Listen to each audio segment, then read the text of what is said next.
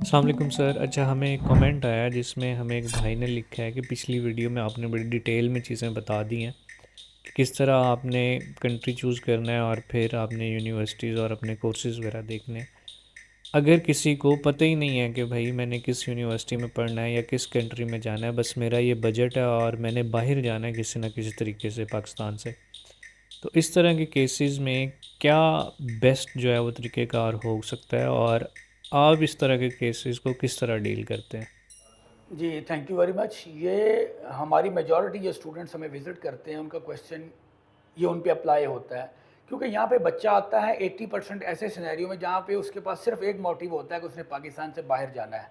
क्योंकि पाकिस्तान की economic condition से, सोशल इश्यूज़ की वजह से वो परेशान होता है, उसके वालिदैन चाहते हैं कि पाकिस्तान से बाहर चला जाए।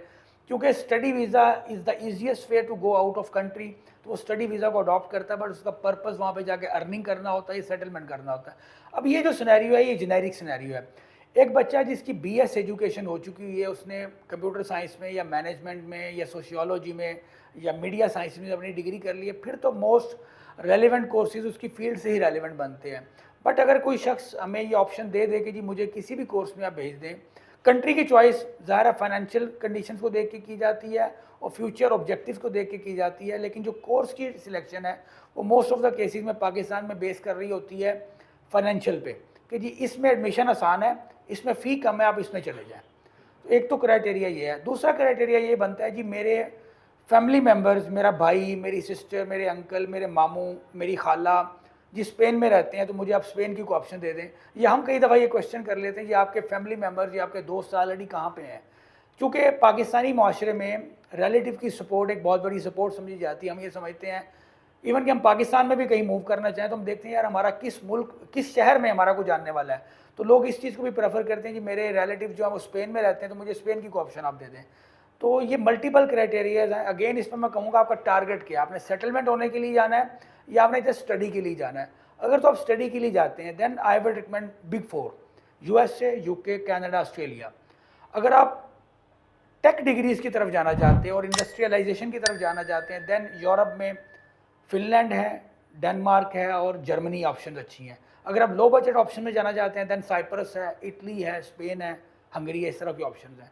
तो क्राइटेरिया इंडिविजुअल सर्कमस्टांसिस पे बेस करता है। Thank you very much. Sir, comments में एक बहन का क्वेश्चन है कि क्या पाकिस्तानी यूनिवर्सिटीज़ की तरह अब्रॉड की यूनिवर्सिटीज़ की भी प्रॉस्पेक्टस होती हैं? अगर होती हैं तो वो कहाँ से लेनी है? और क्या इन यूनिवर्सिटीज़ की प्रॉस्पेक्टस या एडमिशन फॉर्म की कोई पैसे हैं, और अगर उसकी कोई फ़ी है तो वो कितनी होती है? ये बड़ा ब्रॉडर क्वेश्चन है आपका। देखिए पाकिस्तान में मोस्ट ऑफ द यूनिवर्सिटीज़ जो अब इंटरनेशनली ऑपरेट कर रही हैं उनके तकरीबन एरिया ऑफिसेज या कंट्री ऑफिसेज ओपन हो गए हुए हैं। अगर हम अप्लाई करते हैं ऑनलाइन यूनिवर्सिटी की वेबसाइट पे जाके भी, तो वहाँ पे भी उन्होंने एक एप्लीकेशन फॉर्म टाइप दिया होता है। हम उस एप्लीकेशन फॉर्म को फिल करके जब सबमिट कर देते हैं तो एप्लीकेशन हमारी चली जाती है।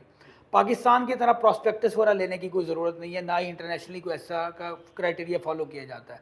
हाँ, कुछ केसेस में कनाडा की कुछ यूनिवर्सिटीज़ हैं, यूएसए की कुछ यूनिवर्सिटीज़ हैं और यूरोप में लाइक डेनमार्क, स्वीडन, फिनलैंड की कुछ यूनिवर्सिटीज़ हैं, बल्कि तकरीबन तमाम यूनिवर्सिटीज़ हैं जहाँ पे इनिशियली एक मिनिमम एप्लीकेशन फ़ी या एडमिशन फ़ी के तौर पे किया जाता है, जो कि $100 से लेके $300 या 100 यूरो से लेके 300 यूरोस तक हो सकती है।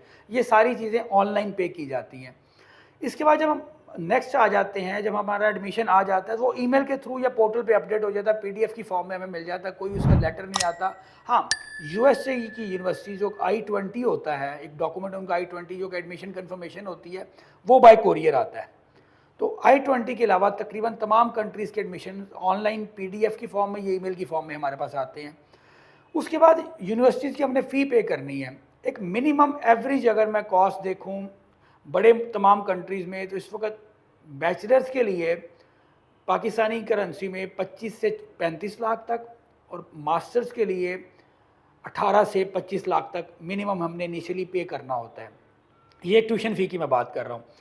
फिर इसके बाद बैंक स्टेटमेंट एक सेपरेट चैप्टर है, हर कंट्री की रिक्वायरमेंट अलग है बैंक स्टेटमेंट के लिए। देन हम वीज़ा फ़ी पे आते हैं। जब हम वीज़ा जमा करवा रहे होते हैं, जाके हार्ड कॉपी मैनुअली जमा करवाएं एम्बेसी में या उसको ऑनलाइन सबमिट करें, तो country to country again embassy fee vary करती है। यूके की एम्बेसी फ़ी तकरीबन हमें कॉस्ट करती है को तकरीबन 2.5 लाख रुपया, जबकि ऑस्ट्रेलिया की एम्बेसी फ़ी तकरीबन 3.5 लाख रुपया कॉस्ट करती है। सबसे कम एम्बेसी फ़ी यूएसए की है, जो कि बहुत ही कम है, थाउजेंड्स में है।